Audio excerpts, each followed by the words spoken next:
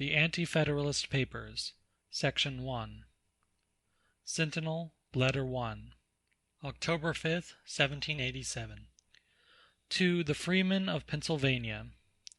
Friends, countrymen, and fellow citizens, permit one of yourselves to put you in mind of certain liberties and privileges secured to you by the Constitution of this Commonwealth, and to beg your serious attention to his uninterested opinion upon the plan of federal government submitted to your consideration, before you surrender these great and valuable privileges up forever. Your present frame of government secures to you a right to hold yourselves, houses, papers, and possessions free from search and seizure, and therefore warrants granted without oaths or affirmations first made, affording sufficient foundation for them, whereby any officer or messenger may be commanded or required to search your houses or seize your persons or property, not particularly described in such warrant, shall not be granted. Your Constitution further provides, that in controversies respecting property, and in suits between man and man, the parties have a right to trial by jury, which ought to be held sacred. It also provides and declares, that the people have a right of freedom of speech and of writing and publishing their sentiments. Therefore the freedom of the press ought not to be restrained. The Constitution of Pennsylvania is yet in existence, as you yet have the right to freedom of speech and of publishing your sentiments. How long those rights will appertain to you, you yourselves are called upon to say; whether your houses shall continue to be your castles, whether your papers, your persons, and your property are to be held sacred and free from general warrants, you are now to determine. Whether the trial by jury is to continue as your birthright, the freemen of Pennsylvania, nay, of all America, are now called upon to declare. Without presuming upon my own judgment, I cannot think it an unwarrantable presumption to offer my private opinion, and call upon others for theirs; and if I use my pen with the boldness of a freeman, it is because I know that the liberty of the press yet remains unviolated, and juries yet are judges. The late convention have submitted to your consideration a plan of a new federal government.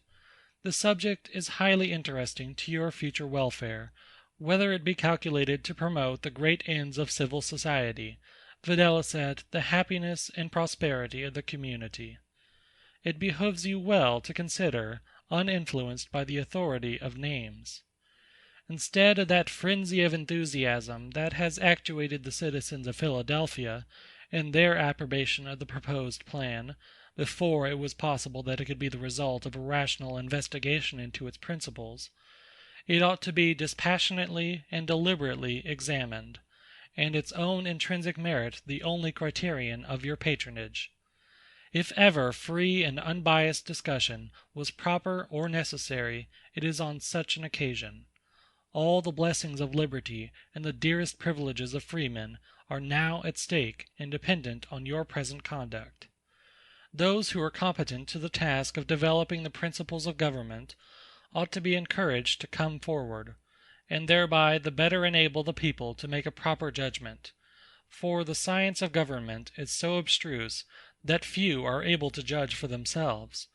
Without such assistance, the people are too apt to yield an implicit assent to the opinions of those characters whose abilities are held in the highest esteem, and to those in whose integrity and patriotism they can confide, not considering that the love of domination is generally in proportion to talents, abilities, and superior acquirements, and that the men of the greatest purity of intention may be made instruments of despotism in the hands of the artful and designing.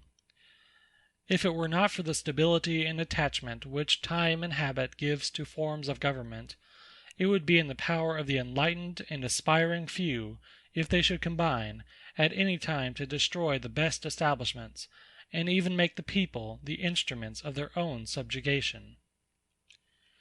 The late Revolution, having effaced, in a great measure, all former habits, and the present institutions are so recent, that there exists not that great reluctance to innovation, so remarkable in old communities, and which accords with reason; for the most comprehensive mind cannot see the full operation of material changes on civil polity. It is the genius of the common law to resist innovation. The wealthy and ambitious, who, in every community, think they have a right to lord it over their fellow creatures, have availed themselves, very successfully, of this favorable disposition; for the people thus unsettled in their sentiments have been prepared to accede to any extreme of government. All the distresses and difficulties they experience, proceeding from various causes, have been ascribed to the impotency of the present confederation; and thence they have been led to expect full relief from the adoption of the proposed system of government, and in the other event immediately ruin and annihilation as a nation. These characters flatter themselves that they have lulled all distrust and jealousy of their new plan, by gaining the concurrence of the two men in whom America has the highest confidence, and now triumphantly exult in the completion of their long meditated schemes of power and aggrandizement. I would be very far from insinuating that the two illustrious personages alluded to have not the welfare of the country at heart, but that the unsuspecting goodness and zeal of the one has been imposed upon, in a subject of which he must be necessarily inexperienced, from his other arduous engagements, and that the weakness and indecision attendant on old age has been practised on in the other.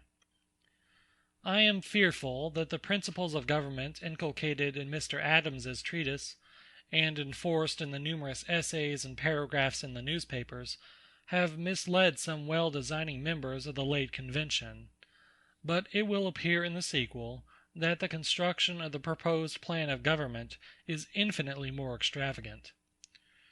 I have been anxiously expecting that some enlightened patriot would, ere this, have taken up the pen to expose the futility and counteract the baneful tendency of such principles. Mr. Adams's sine qua non of a good government is three balancing powers, whose repelling qualities are to produce an equilibrium of interests, and thereby promote the happiness of the whole community. He asserts that the administrators of every government will ever be actuated by views of private interest and ambition, to the prejudice of the public good; that therefore the only effectual method to secure the rights of the people and promote their welfare is to create an opposition of interests between the members of two distinct bodies, in the exercise of the powers of government, and balanced by those of a third. This hypothesis supposes human wisdom competent to the task of instituting three co-equal orders in government, and a corresponding weight in the community, to enable them respectively to exercise their several parts, and whose views and interests should be so distinct as to prevent a coalition of any two of them for the destruction of the third. Mr. Adams, although he has traced the constitution of every form of government that has ever existed, as far as history affords materials, has not been able to adduce a single instance of such a government. He indeed says that the British Constitution is such in theory, but this is rather a confirmation that his principles are chimerical, and not to be reduced to practice. If such an organization of power were practicable, how long would it continue? Not a day; for there is so great a disparity in the talents, wisdom, and industry of mankind, that the scale would presently preponderate to one or the other body, and with every accession of power the means of further increase would be greatly extended. The state of society in England is much more favorable to such a scheme of government than that of America. There they have a powerful hereditary nobility, and real distinctions of rank and interests. But even there, for want of that perfect equality of power and distinction of interests in the three orders of government, they exist but in name. The only operative and efficient check upon the conduct of administration is the sense of the people at large. Suppose a government could be framed and supported on such principles, Would it answer the great purposes of civil society? If the administrators of every government are actuated by views of private interest and ambition, how is the welfare and happiness of the community to be the result of such jarring adverse interests? Therefore, as different orders in government will not produce the good of the whole, we must recur to other principles. I believe it will be found that the form of government which holds those entrusted with power in the greatest responsibility to their constituents the best calculated for freemen. A republican or free government can only exist where the body of the people are virtuous, and where property is pretty equally divided. In such a government the people are the sovereign, and their sense or opinion is the criterion of every public measure. For when this ceases to be the case, the nature of the government is changed, and an aristocracy, monarchy, or despotism will rise on its ruin.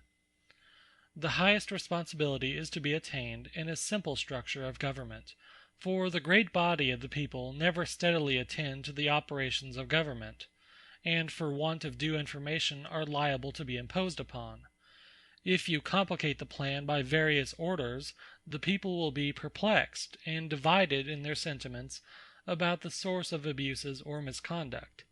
Some will impute it to the Senate, others to the House of Representatives, and so on, that the interposition of the people may be rendered imperfect or perhaps wholly abortive. But if, imitating the Constitution of Pennsylvania, you vest all the legislative power in one body of men, separating the executive and judicial, elected for a short period, and necessarily excluded by rotation from permanency, and guarded from precipitancy and surprise by delays imposed on its proceedings, you will create the most perfect responsibility; for then, whenever the people feel a grievance, they cannot mistake the authors, and will apply the remedy with certainty and effect, discarding them at the next election.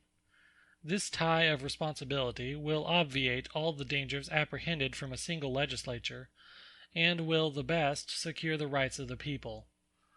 Having premised this much, I shall now proceed to the examination of the proposed plan of government, and I trust shall make it appear to the meanest capacity that it has none of the essential requisites of a free government, that it is neither founded on those balancing restraining powers recommended by Mr. Adams and attempted in the British Constitution, or possessed of that responsibility to its constituents, which, in my opinion, is the only effectual security for the liberties and happiness of the people; but, on the contrary, that it is a most daring attempt to establish a despotic aristocracy among freemen that the world has ever witnessed. I shall previously consider the extent of the powers intended to be vested in Congress before I examine the construction of the general government. It will not be controverted that the legislative is the highest delegated power in government, and that all others are subordinate to it. The celebrated Montesquieu establishes it as a maxim that legislation necessarily follows the power of taxation. By section 8 of the first article of the proposed plan of government, "The Congress are to have power to lay and collect taxes, duties, imposts, and excises, to pay the debts, and provide for the common defense and general welfare of the United States; but all duties, imposts, and excises shall be uniform throughout the United States." Now, what can be more comprehensive than these words? Not content by other sections of this plan to grant all the great executive powers of a confederation, and a standing army in time of peace, that grand engine of oppression, and moreover the absolute control over the commerce of the United States, and all external objects of revenue, such as unlimited imposts upon imports, etc., they are to be vested with every species of internal taxation. Whatever taxes, duties, and excises that they may deem requisite for the general welfare may be imposed on the citizens of these States, levied by the officers of Congress, distributed through every district in America; and the collection would be enforced by the standing army, however grievous or improper they may be. The Congress may construe every purpose for which the State legislatures now lay taxes to be for the general welfare, and thereby seize upon every object of revenue. The judicial power by first section of Article 3 "shall extend to all cases in law and equity arising under this Constitution, the laws of the United States, and treaties made or which shall be made under their authority; 2. All cases affecting ambassadors, other public ministers, and consuls; 2. All cases of admiralty and maritime jurisdiction; 2. Controversies between two or more states, between a state and citizens of another state, between citizens of different states, between citizens of the same state claiming lands under grants of different states, and between a state or the citizens thereof and foreign states, citizens, or subjects." Unquote. The judicial power to be vested in one Supreme Court, and in such inferior courts as the Congress may from time to time order and establish. The objects of jurisdiction recited above are so numerous, and the shades of distinction between civil causes are oftentimes so slight, that it is more than probable that the State judicatories would be wholly superseded; for in contests about jurisdiction the federal court, as the most powerful, would ever prevail.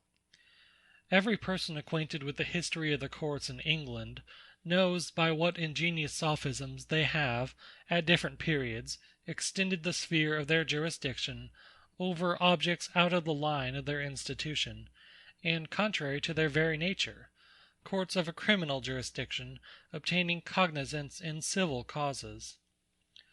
To put the omnipotency of Congress over the State government and judicatories out of all doubt, the 6th article ordains that "this Constitution and the laws of the United States which shall be made in pursuance thereof, and all treaties made, or which shall be made under the authority of the United States, shall be the supreme law of the land; and the judges in every State shall be bound thereby, anything in the Constitution or laws of the State to the contrary notwithstanding." Unquote. By these sections the all prevailing power of taxation, and such extensive legislative and judicial powers, are vested in the general government, as must in their operation necessarily absorb the State legislatures and judicatories; and that such was in the contemplation of the framers of it will appear from the provision made for such event in another part of it; but that, fearful of alarming the people by so great an innovation, they have suffered the forms of the separate governments to remain, as a blind. By section 4th of the first article, "the times, places, and manner of holding elections for senators and representatives shall be prescribed in each State by the legislature thereof; but the Congress may at any time, by law, make or alter such regulations, except as to the place of choosing senators." Unquote. The plain construction of which is, that when the State legislatures drop out of sight, from the necessary operation of this government, then Congress are to provide for the election and appointment of representatives and senators. If the foregoing be a just comment, if the United States are to be melted down into one empire, it becomes you to consider, whether such a government, however constructed, would be eligible in so extended a territory, and whether it would be practicable, consistent with freedom. It is the opinion of the greatest writers, that a very extensive country cannot be governed on democratical principles, or on any other plan than a confederation of a number of small republics, possessing all the powers of internal government, but united in the management of their foreign and general concerns. It would not be difficult to prove that anything short of despotism could not bind so great a country under one government, and that whatever plan you might, at the first setting out, establish, it would issue in a despotism. If one general government could be instituted and maintained on principles of freedom, it would not be so competent to attend to the various local concerns and wants of every particular district, as well as the peculiar governments, who are nearer the scene, and possessed of superior means of information. Besides, if the business of the whole Union is to be managed by one government, there would not be time. Do we not already see that the inhabitants in a number of larger States, who are remote from the seat of government, are loudly complaining of the inconveniences and disadvantages they are subjected to on this account, and that to enjoy the comforts of local government they are separating into smaller divisions. Having taken a review of the powers, I shall now examine the construction of the proposed general government. Article 1, Section 1. All legislative powers herein granted shall be vested in a Congress of the United States, which shall consist of a Senate and House of Representatives. By another section, the President, the principal executive officer, has a conditional control over their proceedings. Section 2. The House of Representatives shall be composed of members chosen every second year, by the people of the several States. The number of representatives shall not exceed one for every 30,000 inhabitants. The Senate, the other constituent branch of the legislature, is formed by the legislature of each State appointing 2 senators for the term of 6 years. The executive power by Article 2, Section 1, is to be vested in a President of the United States of America, elected for 4 years. Section 2 gives him "power, by and with the consent of the Senate, to make treaties, provided 2/3 of the senators present concur; and he shall nominate, and by and with the advice and consent of the Senate, shall appoint ambassadors, other public ministers, and consuls, judges of the Supreme Court, and all other officers of the United States, whose appointments are not herein otherwise provided for, and which shall be established by law," etc. And by another section he has the absolute power of granting reprieves and pardons for treason and all other high crimes and misdemeanors, except in case of impeachment. The foregoing are the outlines of the plan. Thus we see the House of Representatives are on the part of the people to balance the Senate, who I suppose will be composed of the better sort, the well-born, etc. The number of the representatives, being only one for every 30,000 inhabitants, appears to be too few, either to communicate the requisite information of the wants, local circumstances, and sentiments of so extensive an empire, or to prevent corruption and undue influence in the exercise of such great powers. The term for which they are to be chosen too long to preserve a due dependence and accountability to their constituents, and the mode and places of their election not sufficiently ascertained; for as Congress have the control over both, they may govern the choice by ordering the representatives of a whole State to be elected in one place, and that too may be the most inconvenient. The Senate, the great efficient body in this plan of government, is constituted on the most unequal principles. The smallest State in the Union has equal weight with the great States of Virginia, Massachusetts, or Pennsylvania. The Senate, besides its legislative functions, has a very considerable share in the executive. None of the principal appointments to office can be made without its advice and consent. The term and mode of its appointment will lead to permanency. The members are chosen for 6 years. The mode is under the control of Congress; and as there is no exclusion by rotation, they may be continued for life, which, from their extensive means of influence, would follow of course. The President, who would be a mere pageant of state, unless he coincides with the views of the Senate, would either become the head of the aristocratic junto in that body, or its minion; besides, their influence being the most predominant, could the best secure his re-election to office; and from his power of granting pardons, he might screen from punishment the most treasonable attempts on liberties of the people, when instigated by the Senate. From this investigation into the organization of this government, it appears that it is devoid of all responsibility or accountability to the great body of the people, and that, so far from being a regular balanced government, it would be, in practice, a permanent aristocracy.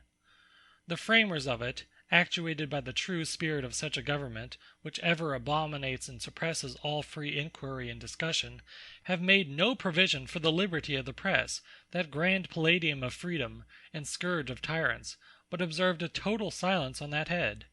It is the opinion of some great writers, that if the liberty of the press, by an institution of religion or otherwise, could be rendered sacred, even in Turkey, that despotism would fly before it. And it is worthy of remark, that there is no declaration of personal rights premised in most free constitutions, and that trial by jury in civil cases is taken away; For what other construction can be put on the following, viz. said Article M, section 2nd, "In all cases affecting ambassadors, other public ministers, and consuls, and those in which a State shall be party, the Supreme Court shall have original jurisdiction. In all the other cases above mentioned, the Supreme Court shall have appellate jurisdiction, both as to law and fact." It would be a novelty in jurisprudence, as well as evidently improper to allow an appeal from the verdict of a jury on the matter of fact. Therefore it implies and allows of a dismission of the jury in civil cases, and especially when it is considered that jury trial in criminal cases is expressly stipulated for, but not in civil cases.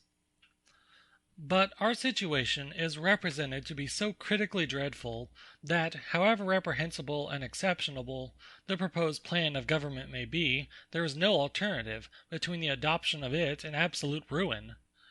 My fellow citizens, things are not at that crisis. It is the argument of tyrants. The present distracted state of Europe secures us from injury on that quarter; and as to domestic dissensions, we have not so much to fear from them, as to precipitate us into this form of government, without it is a safe and proper one. For, remember, of all possible evils, that of despotism is the worst and the most to be dreaded. Besides, it cannot be supposed, that the first essay on so difficult a subject is so well digested as it ought to be. If the proposed plan, after a mature deliberation, should meet the approbation of the respective States, the matter will end. But if it should be found to be fraught with dangers and inconveniences, a future general convention, being in possession of the objections, will be the better enabled to plan a suitable government. Who's here so base that would a bondsman be? If any, speak, for him have I offended. Who's here so vile that will not love his country? If any, speak, for him have I offended. Julius Caesar, Act 3, Scene 2. Section 2. Centinel, Letter 11. Independent Gazetteer, January 16th, 1788. To the Freeman of Pennsylvania. Friends, countrymen, and fellow citizens, the evils of anarchy have been portrayed with all the imagery of language and the growing colors of eloquence. The affrighted mind is thence led to clasp the new Constitution as the instrument of deliverance, as the only avenue to safety and happiness. To avoid the possible and transitory evils of one extreme, it is seduced into the certain and permanent misery necessarily attendant on the other. A state of anarchy, from its very nature, can never be of long continuance. The greater its violence, the shorter the duration.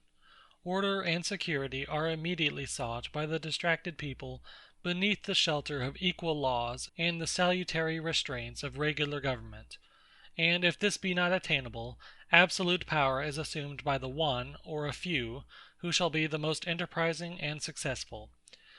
If anarchy, therefore, were the inevitable consequence of rejecting the new Constitution, it would be infinitely better to incur it, for even then there would be at least the chance of a good government rising out of licentiousness.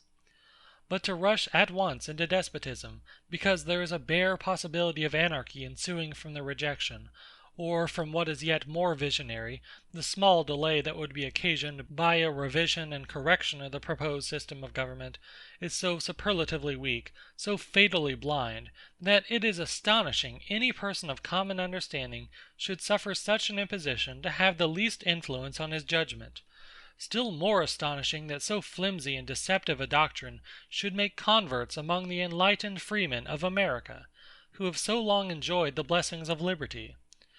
But when I view among such converts men otherwise preeminent, it raises a blush for the weakness of humanity, that these, her brightest ornaments, should be so dim-sighted to what is self-evident to most men, that such imbecility of judgment should appear where so much perfection was looked for. This ought to teach us to depend more on our own judgment and the nature of the case than upon the opinions of the greatest and best of men, who, from constitutional infirmities or particular situations, may sometimes view an object through a delusive medium, but the opinions of great men are, more frequently, the dictates of ambition or private interest. The source of the apprehensions of this so much dreaded anarchy would, upon investigation, be found to arise from the artful suggestions of designing men, and not from a rational probability grounded on the actual state of affairs. The least reflection is sufficient to detect the fallacy, to show that there is no one circumstance to justify the prediction of such an event. On the contrary, a short time will evince, to the utter dismay and confusion of the conspirators, that a perseverance in cramming down their scheme of power upon the freemen of this state will inevitably produce an anarchy destructive of their darling domination, and may kindle a flame prejudicial to their safety. They should be cautious not to trespass too far on the forbearance of free men when resting their dearest concerns, but prudently retreat from the gathering storm. The other spectre that has been raised to terrify and alarm the people out of the exercise of their judgment on this great occasion, is the dread of our splitting into several confederacies or republics, that might become rival powers and consequently liable to mutual wars from the usual motives of contention. This is an event still more improbable than the foregoing. It is a presumption unwarranted, either by the situation of affairs or the sentiments of the people. No disposition leading to it exists. The advocates of the new Constitution seem to view such a separation with horror, and its opponents are strenuously contending for a confederation that shall embrace all America under its comprehensive and salutary protection. This hobgoblin appears to have sprung from the deranged brain of Publius, a New York writer, who, mistaking sound for argument, has with Herculean labor accumulated myriads of unmeaning sentences, and mechanically endeavored to force conviction by a torrent of misplaced words. He might have spared his readers the fatigue of wading through his long-winded disquisitions on the direful effects of the contentions of inimical states, as totally inapplicable to the subject he was professedly treating. This writer has devoted much time, and wasted more paper, in combating chimeras of his own creation. However, for the sake of argument, I will admit that the necessary consequence of rejecting or delaying the establishment of the new Constitution would be the dissolution of the Union, and the institution of even rival and inimical republics. Yet ought such an apprehension, if well founded, to drive us into the fangs of despotism? Infinitely preferable would be occasional wars to such an event.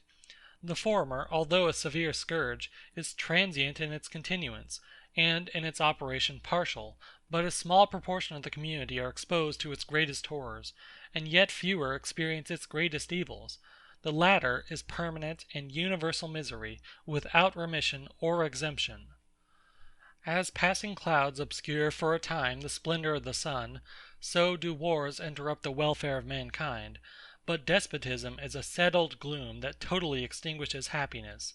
Not a ray of comfort can penetrate to cheer the dejected mind. The goad of power with unabating rigor insists upon the utmost exaction. Like a merciless taskmaster, it is continually inflicting the lash, and is never satiated with the feast of unfeeling domination, or the most abject servility. The celebrated Lord Kames, whose disquisitions of human nature evidence extraordinary strength of judgment and depth of investigation, says that a continual civil war, which is the most destructive and horrible scene of human discord, is preferable to the uniformity of wretchedness and misery attendant upon despotism. Of all possible evils, as I observed in my first number, this is the worst, and the most to be dreaded. I congratulate my fellow citizens, that a good government, the greatest earthly blessing, may be so easily obtained; that our circumstances are so favorable, that nothing but the folly of the conspirators can produce anarchy or civil war, which would presently terminate in their destruction, and the permanent harmony of the state, alone interrupted by their ambitious machinations. Centinel.